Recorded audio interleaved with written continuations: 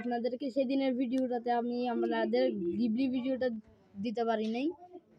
তো এই যে